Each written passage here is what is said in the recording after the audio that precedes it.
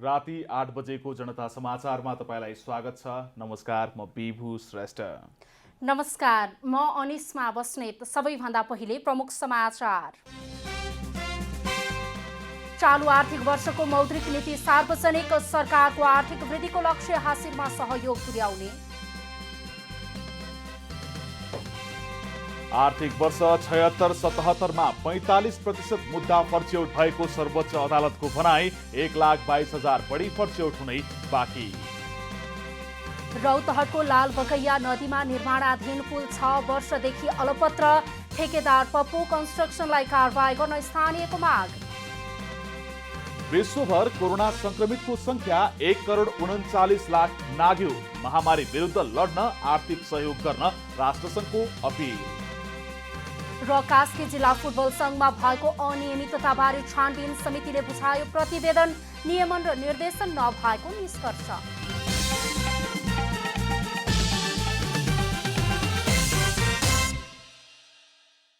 अब पूरा समाचार। नेपाल राष्ट्र ब्याङ्कले चालु आर्थिक वर्ष 2077-78 को मौद्रिक नीति सार्वजनिक गरेको छ। समष्टिगत आर्थिक स्थायित्व कायम राख्दै नेपाल सरकारको आर्थिक वृद्धिको लक्ष्य हासिलमा सहयोग पुर्याउन मौद्रिक नीतिको जोड रहेको छ। शुक्रबार नेपाल राष्ट्र ब्याङ्कका गभर्नर महाप्रसाद अधिकारीले चालु आर्थिक वर्ष 2077-78 को मौद्रिक नीति सार्वजनिक गर्नुभएको छ। बजेटले लिएको 7% को आर्थिक वृद्धिको लक्ष्य भेटाउने उद्देश्यलाई पूरा गर्नेतर्फ मौद्रिक नीति केन्द्रित रहने गभर्नर अधिकारीले बताउनुभयो। यस्तै बजारमा मुद्रास्फीतिमा चाप पर्न सक्नेतर्फ सङ्केत गर्दै उहाँले मुद्रास्फीतिमा चाप पर्न नदिने गरी तरलता व्यवस्थापन गरिने बताउनुभयो। वित्तीय साधन परिचालनलाई आर्थिक क्रियाकलाप विस्तार, रोजगारी सृजना र दिगो आर्थिक विकास प्रवर्धन गर्नेतर्फ प्रोत्साहित गरिनेछ। मूल्य तथा बाह्य क्षेत्र स्थायित्वमा पर्न सक्ने दबावलाई मध्यनजर गरी तरलता व्यवस्थापन गरिनेछ। उहाँले कृषि, ऊर्जा, पर्यटन र घरेलु साना उद्योगमा सहुलियत ऋण प्रवाह बढाइने गरी मौद्रिक नीति ल्याइएको बताउनुभयो। ब्याङ्कहरूले कृषि क्षेत्रको लागि ऋणपत्र जारी गर्न सक्ने र कृषि विकास ब्याङ्कलाई कृषि क्षेत्रको अगुवा ब्याङ्क बनाइने मौद्रिक नीतिमा उल्लेख छ। कृषकलाई वित्तीय साधनको साथै कृषि सूचना तथा जानकारी उपलब्ध गराउन कृषि विकास ब्याङ्क मार्फत किसान क्रेडिट कार्डको व्यवस्था गरिने भएको छ। ब्याङ्क वित्तीय संस्थालाई गाबिने प्रक्रियालाई प्रोत्साहन गरिने मौद्रिक नीतिको लक्ष्य छ। वाणिज्य ब्याङ्कहरूले 2077 असारसम्म आफ्नो चुक्ता पुँजीको कम्तीमा 25% ऋणपत्र जारी गरिसक्नुपर्ने समयावधि 2079 असार मसान्तसम्म कायम गरिने मौद्रिक नीतिमा उल्लेख छ। ब्याङ्क तथा वित्तीय संस्थाहरूको पुँजीको आधार दरिलो बनाई जोखिम वहन क्षमता सुदृढ तुल्याउन वाणिज्य ब्याङ्कहरू एक आपसमा गाभिने तथा प्राप्ति प्रक्रियालाई थप प्रोत्साहित गरिनेछ। कोरोना प्रभावित क्षेत्रका ऋणीहरूका लागि ऋण तिर्ने अवधि 6 महिनादेखि 2 वर्षसम्म थपिएको गभर्नर अधिकारीले बताउनुभयो।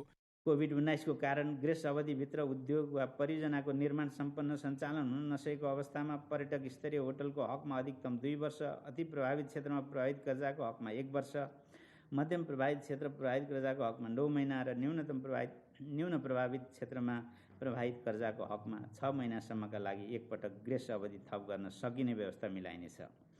मौद्रिक नीति अनुसार कृषि कर्जामा कुल कर्जाको 15% र ऊर्जामा 10% लगानी गर्नुपर्नेछ। आगामी 2081 असारसम्ममा ब्याङ्कहरूले यस्तो कर्जा प्रवाह गर्नुपर्ने गभर्नर अधिकारीले बताउनुभयो। ऊर्जा आत्मनिर्भरता प्रवर्धन गर्न तथा नेपाल सरकारले 15औं योजना अवधिमा राखेको 5000 मेगावाट जलविद्युत उत्पादनको लक्ष्यलाई सहयोग पुर्याउन वाणिज्य ब्याङ्कहरूले 2081 असार मसान्तसम्म आफ्नो कुल कर्जा लगानीको न्यूनतम 10% ऊर्जा क्षेत्रमा लगानी गर्नुपर्ने व्यवस्था मिलाइनेछ। पर्यटन क्षेत्र उत्थानमा सहुलियत कर्जाको व्यवस्था गरिने उल्लेख गर्दै उहाँले कुल चुक्ता पुँजीको 5% भन्दा कम खुद वितरणयोग्य नाफा कमाएका वित्तीय संस्थाको नगद लाभमसम्म रोक लगाइने बताउनुभयो। सेयर धितो कर्जाको सीमालाई बढाएर 70% पुर्याइएको छ। सिसिडीको सीमा 80%बाट बढेर 85%मा पुर्याइएको छ। नीतिले वित्तीय पहुँचको अभिवृद्धिसँगै वित्तीय साधन उत्पादन अभिवृद्धि, रोजगारी सिर्जना र उद्यमशीलता विकासमा प्रोत्साहित हुने विश्वास राष्ट्र ब्याङ्कको छ। यस्तै नीतिको कार्यान्वयनबाट समष्टिगत आर्थिक तथा वित्तीय स्थायित्व कायम गर्दै अर्थतन्त्रको पुनरुत्थानमा सहयोग पुग्ने विश्वास लिइएको छ। हरिशरण नेउपाने, काठमाडौँ। नेपालमा कोरोना भाइरसबाट थप 1 जनाको मृत्यु भएको छ। स्वास्थ्य मन्त्रालयका अनुसार सप्तरीका 73 वर्षीय वृद्धको कोरोनाका कारण मृत्यु भएको हो। मधुमेह र मुटुको दीर्घरोगी वृद्धलाई असार 31 गते ज्वरो र खोकीको समस्या देखिएपछि बीपी कोइराला स्वास्थ्य विज्ञान प्रतिष्ठान धरान अस्पताल भर्ना गरिएको थियो। यो सँगै नेपालमा कोरोनाबाट मृत्यु हुनेको संख्या 40 पुगेको छ।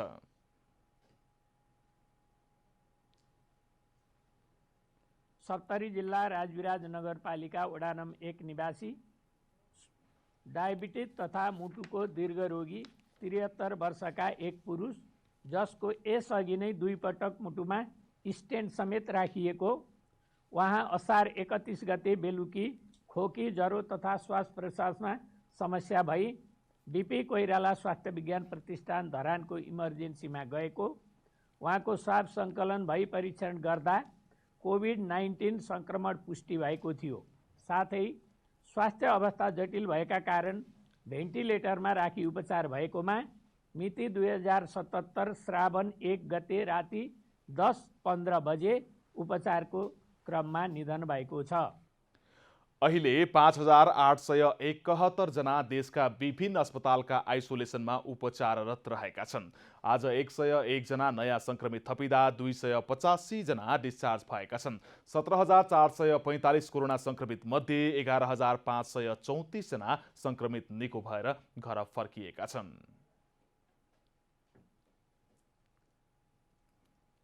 आजको जम्मा संक्रमित हुनेहरूको संख्या 101 छ। हाल सक्रिय संक्रमितको संख्या 5871 छ र संक्रमण मुक्त भई घर फर्किने प्लस संक्रमितहरूको संख्या जोड्दा जम्मा 17,445 छ। आज पीसीआर विधिबाट 4,688 जनाको कोरोना परीक्षण भएको छ।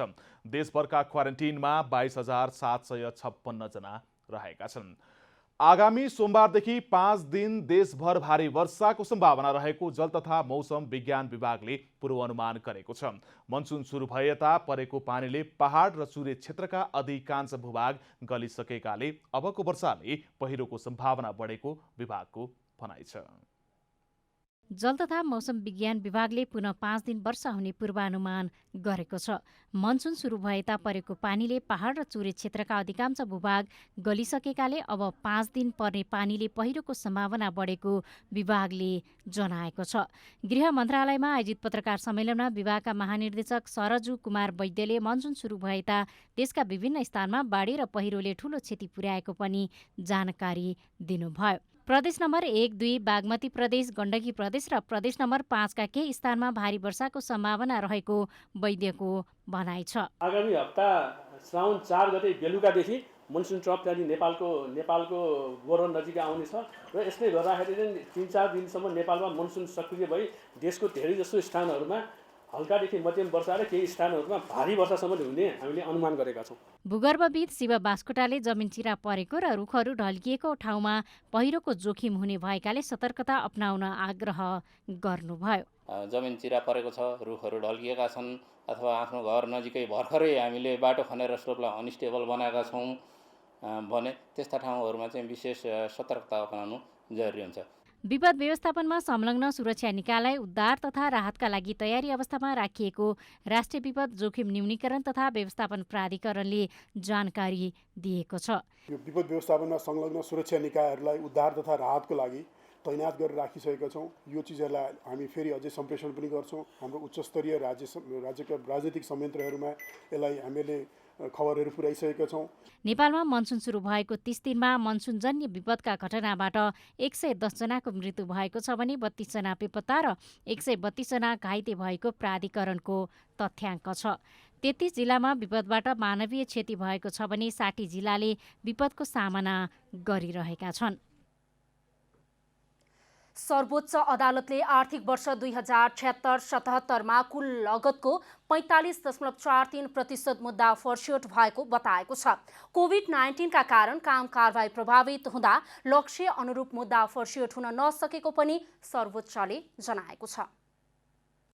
आर्थिक वर्ष 2076-77 सर्वोच्च अदालत, उच्च अदालत र जिल्ला अदालतमा गरी कुल 2,24,346 लगत कायम भएकोमा 1,01,927 मुद्दा फर्च्योट भएको छ, जुन कुल लागतको 45.43% हुन आउँछ। सर्वोच्च अदालतद्वारा शुक्रबार आयोजना गरिएको पत्रकार सम्मेलनमा मुख्य रजिस्ट्रार नृप ध्वज निरौलाले कोरोना महामारीका कारण अदालतले पूर्ण क्षमतामा काम गर्न नसकेकाले लक्ष्य अनुसार मुद्दा टुङ्गो लगाउन नसकेको बताउनुभयो। उहाँले अघिल्लो आर्थिक वर्षबाट जिम्मेवारी सरी आएको र आर्थिक वर्ष 2076-77 नयाँ दर्ता भएका गरी जम्मा 2,24,346 कायम भएकोमा 1,01,927 मुद्दा फर्च्योट भई 1,22,419 स्थान मुद्दा बाँकी रहेको समेत बताउनुभयो। सबै सर्वोच्चदेखि जिल्ला अदालतहरूसम्म गरेर जम्मा वार्षिक लगत 2,24,346 कायम भयो।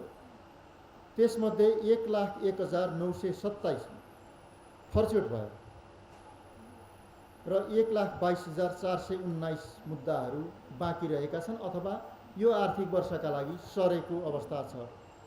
यसरी हेर्दा आर्थिक वर्षमा कुल लगतको 45.43% मुद्दा फर्च्योट भएको छ। यस्तै उच्च अदालतमा 19,998 र जिल्ला अदालतमा 78,113 वटा मुद्दा बाँकी रहेको निरौलाले जानकारी दिनुभयो। सर्वोच्च अदालतले आगामी दिनमा फरक मुद्दाको फरक व्यवस्थापन र मिसिलहरूलाई डिजिटाइज गर्दै जाने जनाएको छ। सर्वोच्च अदालतमा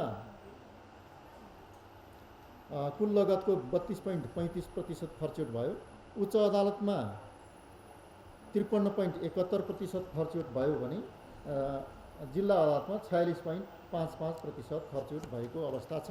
कार्यक्रममा सर्वोच्च अदालतका प्रवक्ता भद्रकाली पोखरेलले मुद्दाको फर्च्योटलाई प्रभावकारी बनाउन नयाँ सफ्टवेयर सञ्चालनमा ल्याइएकाले फर्च्योटको संख्या बढ्ने विश्वास व्यक्त गर्नुभयो। सफ्टवेयर प्रणालीबाट यो मुद्दामा दर्तादेखि फैसलासम्म हुन सक्ने मुख्य कामहरू उल्लेख हुने नीति सहितको कार्यतालिका सम्बन्धित पक्षलाई उपलब्ध गराइन्छ र यो कार्यतालिका विशेष परिस्थिति पर्यो भने संशोधन हुन सक्छ।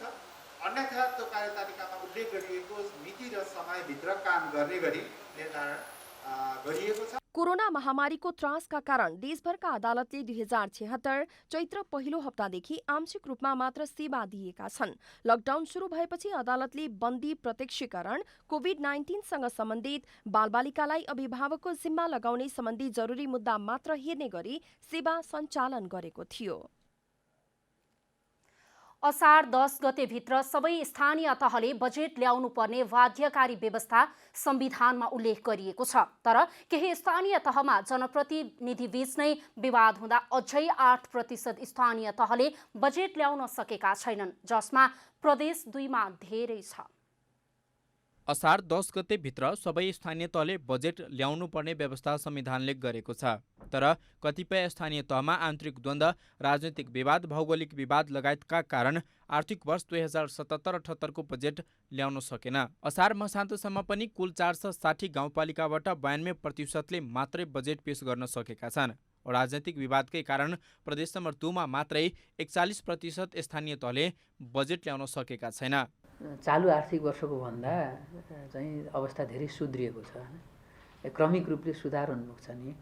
जस्तो 75-76 मा ठुलो सङ्ख्या बाँकी थियो। करिब हामीले चाहिँ बजेट ल्याउने समयावधि गुज्रेको 3 महिनापछि सोधखोज गर्दाखेरि पनि 50 जति गाउँपालिकाहरूको बाँकी थियो। र यो अवस्था पोहोर साल आइपुग्दाखेरि यो चाहिँ 9 वटा जतिमा सीमित भयो के।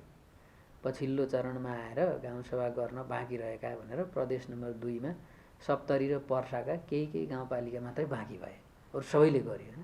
स्थानीय तहमा कतै विकासको काममा त कतै कार्यालय सारिएको विषयमा विवाद छ। कतिपय स्थानीय तहमा अध्यक्ष र उपाध्यक्ष फरक दलको जनप्रतिनिधि हुँदा समयमै बजेट पेश हुन सकेको छैन। होइन, विवाद त धेरै जसो राजनीतिक विवादै हो नि, होइन। राजनीतिले गर्दा नै राजनीतिमा निर्वाचित जनप्रतिनिधिहरूको बीचमा फरक धारणाहरू हुँदाखेरि चाहिँ नि यसले राम्रोसँग सिस्टममा काम गर्न नसक्ने हो।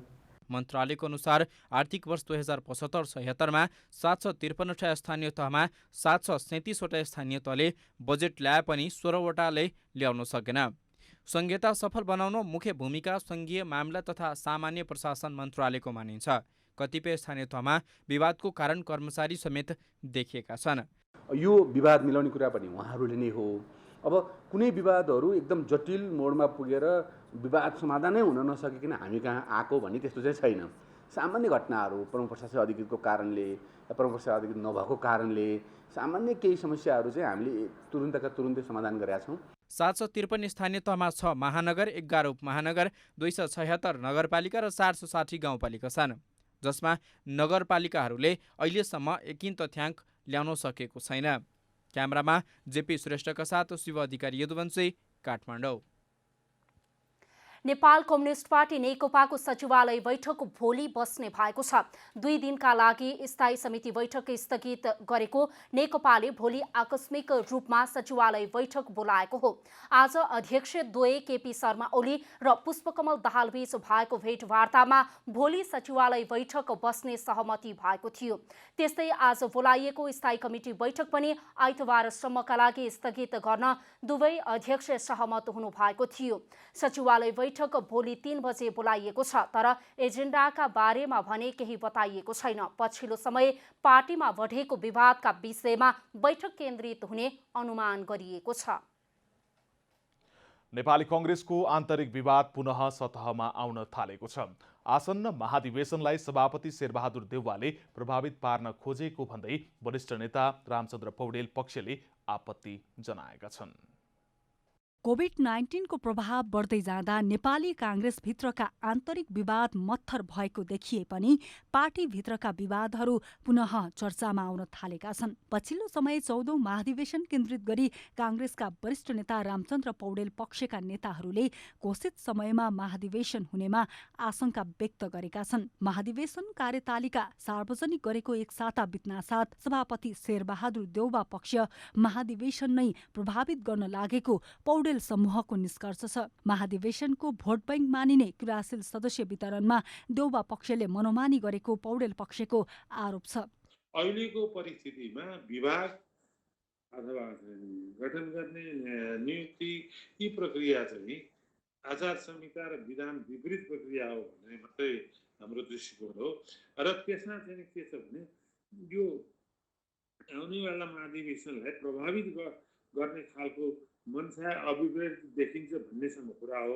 महाधिवेशन नगर्ने अथवा महाधिवेशन गर्दैनन् भन्ने हामीले भनेका छैनौँ। महाधिवेशन सबै प्रतिबद्ध छौँ। महाधिवेशन हुन्छ। यता संस्थापन पक्षका नेता रमेश लेखकले भने तोकिएकै मितिमा महाधिवेशन हुने भएकाले कोही सशंकित हुनुपर्ने अवस्था नरहेको बताउनुभयो। पार्टीले सम्पूर्ण शक्ति लगाएर समयमै महाधिवेशन गर्ने भन्ने कुरामा दुविधा छैन।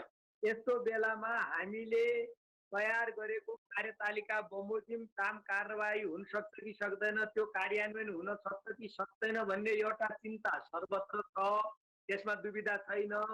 तर कुरा के हो त भन्दा त्यो कार्यतालिका अनुसार गर्ने गरी कोसिस गर्ने हो, त्यही ढङ्गले अगाडि बढ्ने हो।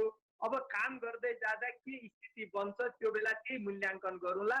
अहिलेका लागि कार्यतालिका अनुसार नै अगाडि बढ्ने कुरा। कांग्रेसले 14औं महाधिवेशन हुने गरी तल्लो तहका अधिवेशनको कार्यतालिका परिमार्जन गरेको थियो। समायोजन गरिएका जिल्लामा असार 25 गतेदेखि क्रियाशील सदस्यता वितरण र नवीकरण सुरु गर्ने निर्णय पनि कांग्रेसले गरेको छ। कमला हमाल, काठमाडौँ। सरकारले वैदेशिक रोजगारीमा 100 भन्दा कम कामदार पठाउने म्यानपावर कम्पनीको समेत नवीकरण गर्ने भएको छ। वैदेशिक रोजगार विभागले कोरोना महामारीका कारण अधिकांश म्यानपावर कम्पनीहरूले मापदण्ड अनुरूप कामदार पठाउन नसकेका कारण यस्तो व्यवस्था गर्नुपरेको जनाएको छ। कोरोना संक्रमणका कारण वैदेशिक रोजगारमा कामदार पठाउने अवस्था नरहेपछि बाधा अड्काउ फुकाउ मार्फत 1 वर्षका लागि सबै म्यानपावर कम्पनीको नवीकरण गर्ने व्यवस्था गर्न लागि वैदेशिक रोजगार विभागले जनाएको छ। कानुनमै स्पष्ट व्यवस्था भएको हो कि प्रत्येक आर्थिक वर्षमा 100 वटा कामदार नपुर्याउनेहरूलाई चाहिँ नवीकरण नहुने, यो आर्थिक वर्षदेखि नवीकरण नहुने व्यवस्था थियो।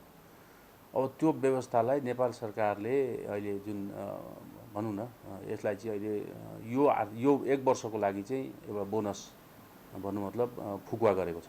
यसअघि वैदेशिक रोजगार विभागले कानूनमा 1 वर्षमा न्यूनतम 100 जना कामदार पठाए मात्र म्यानपावर कम्पनी नवीकरण हुने व्यवस्था भएको भन्दै त्यसको दायरामा नपर्ने म्यानपावर नवीकरण नगर्ने जनाएको थियो। दाहालले म्यानपावर नवीकरण ऐन बनिसकेको हुँदा अवस्था सामान्यीकरण हुँदा भने पहिलेकै व्यवस्था कायम रहने बताउनुभयो। त्यस्तै वैदेशिक रोजगारीमा हुने ठगी नियन्त्रण विभागका लागि चुनौती रहेको भन्दै दाहालले फ्री भिसा फ्री टिकट कडाइका साथ लागू गराउन ई पेमेन्टको व्यवस्था गरिने बताउनुभयो। फ्री भिसा फ्री टिकटका कुराहरू हामी गरिरहेका छौँ। यो अत्यन्तै राम्रो कुरा हो, यो कामदारको हितमा छ। तर एक्चुअल्ली फ्री भिसा फ्री टिकटमा हामीले पठाउन सकेका छैनौँ अथवा त्यसको अन्डर टेबलिङ जुन कारोबार भइरहेको छ त्यसलाई सबभन्दा ठुलो हाम्रो लागि वैदेशिक रोजगारको चुनौतीको रूपमा छ। अब हेर्दाखेरि त्यो फ्री भिसा फ्री टिकट अथवा 10,000 रुपियाँ मात्रै तिरेर जाने जुन जिसिसी कन्ट्री प्लस मलेसियामा अथवा मलेसियामा त त्यो पनि छैन भनेपछि यो अत्यन्तै राम्रो पोलिसी हो। कोरोना भाइरस रोकथाम तथा नियन्त्रणका लागि सरकारले लकडाउन गरेपछि वैदेशिक रोजगार क्षेत्र प्रभावित भएको छ। सबै अन्तर्राष्ट्रिय उडान बन्द रहेको र श्रम स्वीकृति पनि बन्द भएका कारण म्यानपावर कम्पनी पूर्ण रूपमा बन्द रहेका छन्। क्यामेरामा विष्णु थापाका साथ रूपा घिमिरे, काठमाडौँ।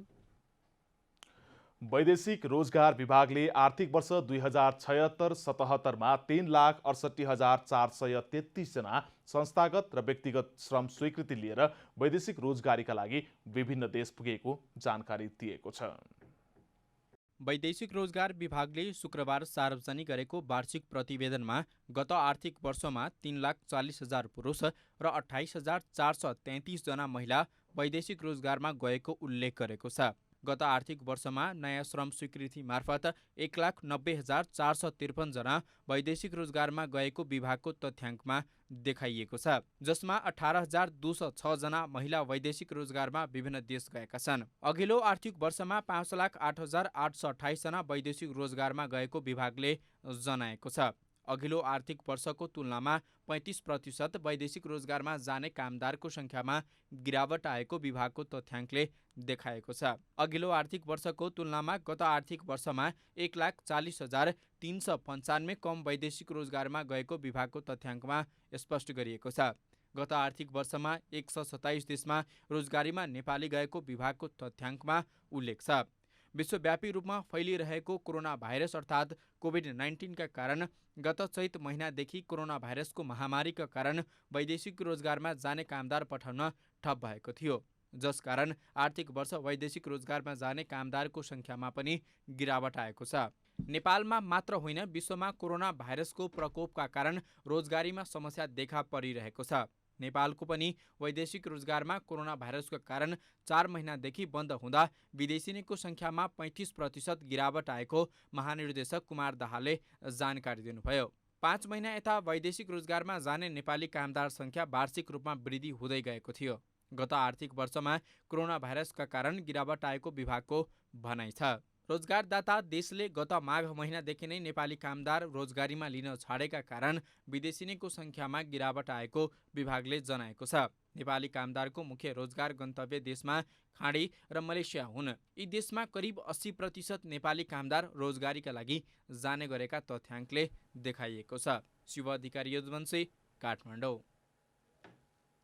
लकडाउन अवधिभरको भाडा मिनाहको माग गर्दै सिभिल महलका व्यवसायीहरू धरनामा बसेका छन्। लकडाउनले व्यापार ठप्प भएका बेला पनि मल सञ्चालकले भाडा ताकेता गरेपछि व्यवसायीहरू धरनामा बसेका हुन्। लकडाउन अवधिको भाडा मिनाहाको माग गर्दै सिभिल मलका व्यवसायीहरू 12 दिनदेखि धरनामा बसेका छन्। कोरोनाका कारण व्यापार चौपट भएका बेलामा पनि मल सञ्चालक समितिले आफ्नो माग पूरा गर्न उदासीनता देखाएको उनीहरूको आरोप छ।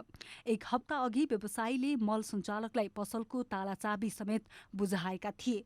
वार्ता र संवादकै माध्यमबाट समस्या समाधान गर्नुपर्छ भन्ने पक्षमा आफूहरू रहे पनि मल सञ्चालकले आफ्ना मागहरू सुनवाई नगरेका कारण धरनामा बस्न बाध्य भएको व्यापारीहरूको भनाइ छ। यो बेलामा मल सञ्चालकले हामीलाई विशेष राहत दिनुपर्छ, विशेष सहुलियत प्याकेज ल्याउनुपर्छ र हामी टिक्न सक्छौँ, व्यवसाय टिक्न सक्छ, अनि बल्ल सिभिल मल बाँच्छ भनेर चाहिँ हामीले यो अभियान जारी गर्दै उहाँहरूसँग हामीले बारम्बार रूपमा चाहिँ स्पेसल प्याकेज यो 1 वर्षको चाहिँ प्याकेज ल्याउनुहोस् र यो 4 महिनाको चाहिँ हामीलाई भाडा मिनाहा गर्नुहोस् भन्ने कुराहरू हामीले बारम्बार भन्ने क्रममा त्यो हाम्रो कति पनि सुनवाई नभएको। मल सञ्चालक समितिले 25 असारसम्म भाडा तिरेकाहरूलाई लकडाउन अवधिको भाडामा 50% छुट दिने बताएको थियो।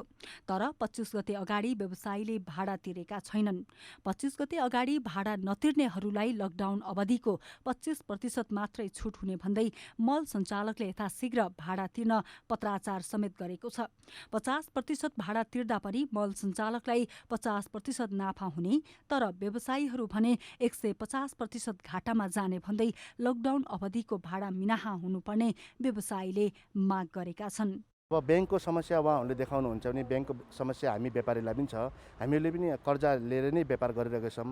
अब हाम्रोका हामीलाई पनि छ। उहाँहरूले यत्रो वर्ष चाहिँ चलाउनु भएको छ भने केही महिना हामीलाई राहत दिनुभयो भने आउने दिनमा त उहाँहरूले कमाउने नै हुन्छ नि। भाडा 3 महिनाको छुट गरिदिने, असारको 25 भित्रमा तिर्नुपर्ने खालको दबाब आयो। अब असार 25 हामीले असारको 1 गतेदेखि पसल खोल्यौँ, 20 गतेसम्म 20 दिन पसल खोल्दा बोनी भएन। अब 5 दिनभित्रमा हामीले कसरी भाडा जम्मा गरेर दिने? सिभिल मलमा सटरको 1 लाखदेखि 8 लाख रुपियाँसम्म भाडा तिर्ने व्यापारी छन्। मलमा 250 भन्दा बढी व्यवसायी रहेका छन्। सञ्चालकले व्यवसायीका समस्याबारे चासो नदिए आन्दोलनका कार्यक्रमहरू थप सशक्त पार्ने चेतावनी दिएका छन्। क्यामेरामा साजन थापाका साथ कमला हमाल, काठमाडौँ। संस्थालाई धराशायी बनाउन लागेको भन्दै नेपाल टेलिकमका कर्मचारीहरू आन्दोलित भएका छन्। कर्मचारीहरूले नाफा उन्मुख संस्था टेलिकम पछिल्लो समय धराशायी बन्दै गएको भन्दै आन्दोलन सुरु गरेको बताएका छन्। टेलिकम केन्द्रीय कार्यालय भद्रकालीमा आयोजित पत्रकार सम्मेलनमा नेपाल दूरसञ्चार राष्ट्रिय कर्मचारी संगठन एनटिन, Nepal telecom workers union, Nepal telecom कर्मचारी युनियनले संयुक्त रूपमा सङ्घर्ष समिति गठन गरेर चरणबद्ध आन्दोलन गर्ने जनाएका छन्। उनीहरूले नेपाल टेलिकमका आयोजनाहरू कार्यान्वयनमा भइरहेको ढिलाइ, राजस्व आम्दानीमा दिनानुदिन आइरहेको गिरावट, हचुवाको भरमा तोकिएको मोबाइल सेवाको अनुमति पत्र नवीकरण दस्तुर भुक्तानी लगायतको माग राख्दै आन्दोलन गर्ने बताएका छन्। 8% गरी शेयर रहेको यस कम्पनीमा विगत केही समयदेखि बाह्य हस्तक्षेप र आन्तरिक हस्तक्षेप अथवा आन्तरिक ढिलासुस्तीको कारणले गर्दा कम्पनीमा केही नकारात्मक सङ्केतहरू देखिएका छन्। नियामक निकायहरू र केही हदसम्म संवैधानिक निकायहरूको गलत निर्णयको शिकार बन्दै संस्था अलिकति जोखिमपूर्ण अवस्थामा पुगेको छ। यो अवस्थामा यो संस्था जोगाउनलाई, सार्वजनिक संस्था नेपाली जनताको नासो जोगाउनलाई हामीहरूसँगै यहाँहरूको पनि साथ सहयोगको लागि हामीले आज यो कार्यक्रम गरेका हौँ। 92% सरकारको लगानी रहेको र 8% सर्वसाधारणको लगानी रहेको नेपाल टेलिकम नाफा उन्मुख सरकारी संस्थाको अग्रस्थानमा रहेको छ। तर पछिल्लो समय अन्य निजी मोबाइल सेवा प्रदायक कम्पनीहरूको तुलनामा प्रभावकारी सेवा दिन नसक्दा आम्दानीमा गिरावट आइरहेको छ। रौतहट स्थित लाल बकैया नदीमा तोकिएको समयमा पुल निर्माण सम्पन्न नहुँदा स्थानीयलाई आवत जावतमा समस्या भइरहेको छ। लाल बकैयाका स्थानीय वर्षातको समयमा पनि जोखिम मोलेर नदी वारपार गरिरहेका छन्। यतिखेर हामी यो रौतहटको स्नात नगरपालिका र गौर नगरपालिकाको सीमामा रहेको यो टिकोलिया पुलमा छौँ। यो टिकोलिया पुल वर्षौँदेखि निर्माण प्रक्रियामै रहेको छ। गत साल पनि यस पुलमा डुङ्गा दुर्घटना भएको कारणले 8 जनाले ज्यान गुमाउनु परेको थियो र अहिले पनि यो वर्ष पनि पुल निर्माण नहुँदाखेरि यहाँका स्थानीय जनतालाई यति शास्ति भएको छ कि उनीहरूलाई हरेक दिन आवत जावत गर्न, दैनिक प्रक्रियाको कामहरू गर्नका लागि पनि डुङ्गाबाट आवत जावत गर्नु परेको छ। रौतहट सदरमुकाम गौर नजिकको लाल बकैया नदीमा निर्माण सुरु भएको पुल समयमा नबन्दा स्थानीय जोखिम मोलेर डुङ्गाबाट नदी वारपार गरिरहेका छन्। गौर र स्नात नगरपालिका जोड्ने उद्देश्यले निर्माण सुरु गरिएको पुल 6 वर्षदेखि अलपत्र पारिएको छ। गत वर्षको बाढीमा निर्माणाधीन पुलको पिल्लरमा डुङ्गा ठोकिँदा 5 जनाको मृत्यु भएको थियो। मानिसको ज्यान जोखिममा भए पनि पुल निर्माणमा कसैले चासो नदेखाएको प्रति स्थानीय चिन्तित छन्। हामीलाई सबभन्दा पहिला त 2 नम्बर क्षेत्र पर्छ। अब 2 नम्बर क्षेत्रको आउन जानमा एकदम अप्ठ्यारो हुन्छ। एकचोटि अस्ति 1 सालभर पहिला पनि डुङ्गा डुबानमा परेर 25-30 जनाको ज्यान गयो। 2071 असारमा वीरगञ्ज स्थित पप्पू कन्स्ट्रक्सनले करिब 14 करोड 92,27,150 रुपियाँमा ठेक्का लिएको पुलको काम समयमै सम्पन्न नहुँदा सर्वसाधारण जोखिममा परेका छन्। पप्पू कन्स्ट्रक्सनले 2074 असार 25 भित्र काम सक्ने सम्झौता गरेको थियो, तर निर्माण सुरु गरेको 6 वर्ष बितिसक्दा पनि करिब 35% मात्रै काम सम्पन्न भएको सडक डिभिजन कार्यालय चन्द्रनिगाहपुरले जनाएको छ। हालसम्म पुल निर्माणका लागि पप्पू कन्स्ट्रक्सनले 5 करोड 44,17,665 रुपियाँ भुक्तान लिइसकेको छ। यसरी हेर्दाखेरि उसको सम्झौता रकमको कुरो गर्दाखेरि 14 करोड 93 लाख चान्चुन छ भने अहिलेसम्मको उसको भुक्तानी 5 करोड 44 लाख मात्रै छ। यसरी हेर्दाखेरि के छ भने म आएको करिब 2 वर्ष हुन लाग्यो, 2 आर्थिक वर्ष यो बिचमा उसले 1 पैसा को भुक्तानी पाएको छैन। पप्पू कन्स्ट्रक्सनका सञ्चालक निलम्बित सांसद हरिनारायण रौनियार हुन्। उहाँले रौतहटमा मात्रै होइन, देशका विभिन्न स्थानमा ठेक्का लिएर पुल अलपत्र पारेका छन्। अहिले निर्माण कम्पनीलाई कारबाही गरी नयाँ ठेक्का लगाउनु पर्ने स्थानीयको माग छ। रौतहटबाट प्रिमेश शिवाकोटीको रिपोर्ट। पीडा खेपिरहेका यहाँका स्थानीयले पुल यथाशीघ्र निर्माणको माग गरेका छन् भने आफूहरूलाई दुःख कष्ट भएको कारणले गर्दाखेरि सम्बन्धित निकायको ध्यानकर्षण होस् भनी चाहेका छन्। रौतहटबाट प्रिमेश शिवाकोटी। अब आर्थिक समाचार।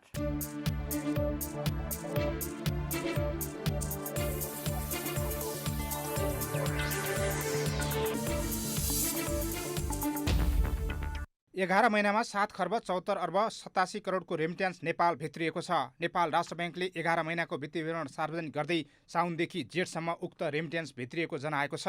समीक्षा अवधिमा रेमिट्यान्स आप्रवाहमा 3% कमी आई 7 खर्ब 74 अर्ब 87 करोड कायम भएको नेपाल राष्ट्र ब्याङ्कको तथ्याङ्कले देखाएको छ। अघिल्लो वर्षको सोही अवधिमा रेमिट्यान्स आप्रवाह 70.5%ले बढेको थियो। अमेरिकी डलरमा रेमिट्यान्स आप्रवाह 5.1%ले घटेको छ। अघिल्लो वर्षको सोही अवधिमा यस्तो आप्रवाह 8.1%ले बढेको थियो। समीक्षा अवधिमा वैदेशिक रोजगारीका लागि अन्तिम श्रम स्वीकृति संस्थागत तथा व्यक्तिगत नयाँ र वैधानिकीकरण लिने नेपालीको सङ्ख्या 12.4%ले घटेको छ। अघिल्लो वर्षको सोही अवधिमा यस्तो सङ्ख्या 35.7%ले घटेको थियो। वैदेशिक रोजगारीका लागि पुनः श्रम स्वीकृति लिने नेपालीको सङ्ख्या समीक्षा अवधिमा 31.1%ले घटेको छ। अघिल्लो वर्षको सोही अवधिमा यस्तो सङ्ख्या 5.4%ले बढेको थियो। नेपाल धितोपत्र बोर्डले आर्थिक वर्ष 2077-78 को धितोपत्र तथा वस्तु विनिमय बजार सम्बन्धी नीति तथा कार्यक्रम आइतबार सार्वजनिक गर्ने भएको छ। बोर्डले साउन 4 गते दिउँसो 3 बजे नीति तथा कार्यक्रम बोर्डको अफिसियल फेसबुक पेज मार्फत लाइभ प्रसारण गर्ने जनाएको छ। बोर्डले हरेक वर्ष धितोपत्र तथा वस्तु विनिमय बजार सम्बन्धी नीति तथा कार्यक्रम सार्वजनिक गर्दै आएको छ। नेपालका टेलिभिजन सेवा प्रदायकहरू सङ्गठित भएका छन्। भारतीय समाचार च्यानलहरूले नेपालका विषयमा अनर्गल प्रचार गर्न थालेपछि सो निर्णय गर्दै प्रसारण बन्द गरेका सेवा प्रदायकहरू सङ्गठित भएका हुन्। भारतीय न्युज च्यानलहरूले नेपाल र प्रधानमन्त्रीका विषयमा अनावश्यक प्रचार गर्न थालेपछि सेवा बन्द भए पनि सङ्गठित नहुँदा केही अलमल भएको मल्टी सिस्टम अपरेटरका अध्यक्ष सुदीप आचार्यले बताउनुभयो। अहिले भनौँ न, जस्तै अस्तिको एउटा इस्यु भयो, भारतीय 4वटा चाहिँ न्युज च्यानलहरू बन्द भए होइन। त्यो बन्द गर्दाखेरि हामीले चाहिँ एकदम छरपष्ट भएर बन्द गर्नु पऱ्यो कि। अब सरकारले पनि कोसँग कोअर्डिनेट गर्ने भन्ने कुराहरू कन्फ्युजन भयो। त्यो कन्फ्युजन, यस्ता खालका कन्फ्युजनहरू दूर गराउनु, भोलि क्लिन फिडका कुराहरू छन्, त्यसलाई कसरी एड्रेस गर्ने, हाम्रो स्टेक चाहिँ हाम्रो पोजिसन कस्तो हो भन्ने कुरा कसरी बुझाउने, यो कारणले चाहिँ हामीले यो फर्म गऱ्यौँ। भारतीय च्यानल आफ्नो हिसाबले बन्द गरे पनि त्यसले केही अलमल भएकाले सङ्गठित रूपले अगाडि बढ्ने निर्णय भएको उहाँले बताउनुभयो। अहिले नेपालमा जी न्युज, आज तक, एबिपी टिभी, इन्डिया टिभी लगायतका समाचार च्यानलहरूको प्रसारण बन्द रहेको छ। सेवा प्रदायकहरू अब digital TV operator association of Nepal मार्फत एकजुट भएर अघि बढ्ने बताएका छन्। डिस होम, प्रभु TV, clear TV, Max TV, mega TV, मेरो टिभी, नेट टिभी, सुबिसी टिभी र भायो टिभी लगायतका प्रदायकहरू सङ्गठित भएर यस क्षेत्रमा एक भएर अगाडि बढ्ने बताएका हुन्। अब खेलकुद समाचार।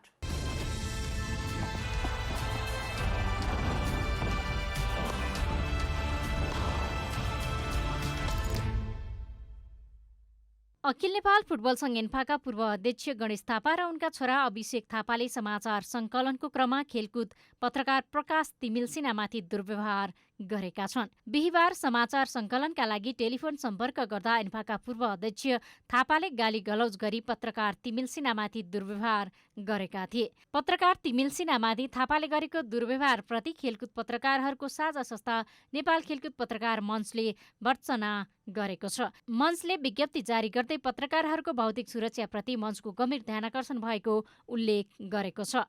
मञ्चले घटनाप्रति नेपाल सरकार, नेपाल पत्रकार महासङ्घ, अन्तर्राष्ट्रिय खेलकुद पत्रकार महासङ्घ एआइपिएस र एआइपिएस एसियाको समेत ध्यानाकर्षण गराएको जनाएको छ। मञ्चले यस्ता घटना आगामी दिनमा नदोहोरियोस् भन्दै सम्पूर्ण पत्रकारहरूको सुरक्षाको माग गर्दै नेपाल सरकारको ध्यानाकर्षण समेत गराएको छ। पूर्व अध्यक्ष थापाका छोरा बिहिबार नै तिमिल सिन्हा कार्यरत हाम्रो खेलकुद.com को कार्यालय परिसरमै पुगी वाद विवाद समेत गरेका थिए। अखिल नेपाल फुटबल सङ्घ एन्फाको छानबिन समितिले कास्की जिल्ला फुटबल सङ्घमा भएको अनियमितताबारे गरेको छानबिन प्रतिवेदन एन्फालाई बुझाएको छ। छानबिन समितिले 11 दिन लगाएर गरेको छानबिन प्रतिवेदन आज एन्फालाई बुझाएको हो। छानबिन समितिका संयोजक तथा केन्द्रीय उपाध्यक्ष वीरबहादुर खड्काले एन्फा अध्यक्ष कर्माछिरिङ शेर्पालाई प्रतिवेदन हस्तान्तरण गरेका हुन्। जिल्ला फुटबल सङ्घमाथि आर्थिक अनियमितताको आरोप लागेपछि एन्फाले केन्द्रीय स्तरको छानबिन समिति गठन गरेको थियो। एन्फा कास्कीका अध्यक्ष मिलङ गुरुङ पटक पटक आर्थिक विवाद र ठगीको मुद्दामा मुछिएसँगै जिल्ला फुटबल सङ्घभित्रको अनियमितता बाहिर आएको थियो। समितिले एन्फा कास्कीले आयोजना गरेका प्रतियोगिताको हिसाब किताबमा आधारित रहेर छानबिन अघि बढाएको थियो। समितिले 6वटा प्रतियोगिताका कागजात तथा बिल भरपाई माग गर्दै अध्ययन गरेको थियो। कास्की एन्फाले 2075मा आयोजना गरेको मनोकामना कप, जिल्ला लिग, जिल्ला स्तरीय अन्तर्विद्यालय फुटबल प्रतियोगिता, प्रदेश स्तरीय अन्तर्विद्यालय फुटबल प्रतियोगिता तथा पुरुष र महिलाको अन्तर्विद्यालय फुटबल प्रतियोगिताको कागजात बुझाएको थियो। एन्फाको केन्द्रीय नेतृत्वले जिल्ला फुटबल सङ्घको नियमन र आवश्यक निर्देशन दिन नसक्दा कास्की एन्फाभित्र गम्भीर आर्थिक अनियमितता देखिएको छानबिन समितिले निष्कर्ष निकालेको छ। अब मौसम समाचार।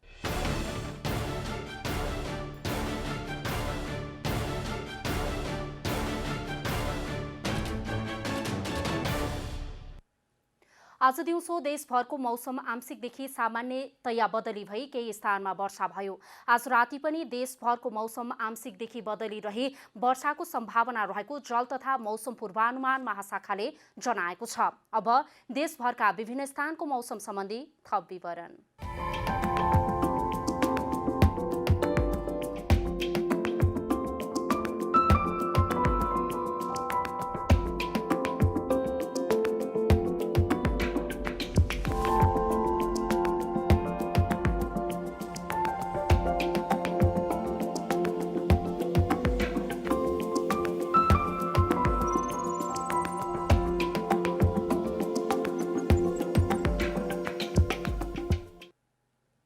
अन्त्यमा आजको डायरी। नेपाल राष्ट्र ब्याङ्कले चालु आर्थिक वर्ष 2077-78 को मौद्रिक नीति सार्वजनिक गरेको छ। बजेटले लिएको 7% को आर्थिक वृद्धिको लक्ष्य भेट्टाउने उद्देश्यलाई पूरा गर्नेतर्फ मौद्रिक नीति केन्द्रित रहने नेपाल राष्ट्र ब्याङ्कका गभर्नर महाप्रसाद अधिकारीले बताउनुभयो। उहाँले कृषि, ऊर्जा, पर्यटन र घरेलु साना उद्योगमा सहुलियत ऋण प्रवाह बढाइने गरी मौद्रिक नीति ल्याइएको बताउनुभयो। नेपालमा कोरोना भाइरसबाट थप 1 जनाको मृत्यु भएको छ। स्वास्थ्य मन्त्रालयका अनुसार 70का 73 वर्षीय वृद्धको कोरोनाका कारण मृत्यु भएको हो। यो सँगै नेपालमा कोरोनाबाट मृत्यु हुनेको संख्या 40 पुगेको छ। आज 101 जना नयाँ संक्रमित थपिँदा 285 जना डिस्चार्ज भएका छन्। आगामी सोमबारदेखि 5 दिन देशभर भारी वर्षाको सम्भावना रहेको जल तथा मौसम विज्ञान विभागले पूर्वानुमान गरेको छ। मनसुन सुरु भए यता परेको पानीले पहाड र चुरे क्षेत्रका अधिकांश भूभाग गलिसकेकाले अबको वर्षाले पहिरोको सम्भावना बढेको विभागको भनाइ छ। प्रदेश 1, 2, बागमती प्रदेश, गण्डकी प्रदेश र प्रदेश नम्बर 5 का केही स्थानमा भारी वर्षाको सम्भावना रहेको विभागले जनाएको छ। भारतमा कोरोना भाइरसबाट संक्रमित हुनेको संख्या 10 लाख नाघेको छ। कोरोना संक्रमणबाट सबैभन्दा बढी प्रभावित हुने मुलुकमध्ये भारत तेस्रो स्थानमा छ। पहिलोमा अमेरिका र दोस्रो स्थानमा ब्राजिल छ। भारतको स्वास्थ्य एवं परिवार कल्याण मन्त्रालयले सार्वजनिक गरेको तथ्याङ्क अनुसार पछिल्लो 24 घण्टामा देशभर थप 34,900 बढीमा कोरोना संक्रमण पुष्टि भएको हो। अखिल नेपाल फुटबल संघ इन्फाका पूर्व अध्यक्ष गणेश थापा र उनका छोरा अभिषेक थापाले समाचार संकलनका क्रममा खेलकुद पत्रकार प्रकाश तिमिल सेनामाथि दुर्व्यवहार गरेका छन्। समाचार संकलनका लागि टेलिफोन सम्पर्क गर्दा पूर्व अध्यक्ष थापाले गालीगलौज गरी पत्रकार तिमिल सेनामाथि दुर्व्यवहार गरेका हुन्। पत्रकार तिमिल सेनामाथि भएको व्यवहारप्रति नेपाल खेलकुद पत्रकार मञ्च एनएसजेएफले भर्त्सना गरेको छ।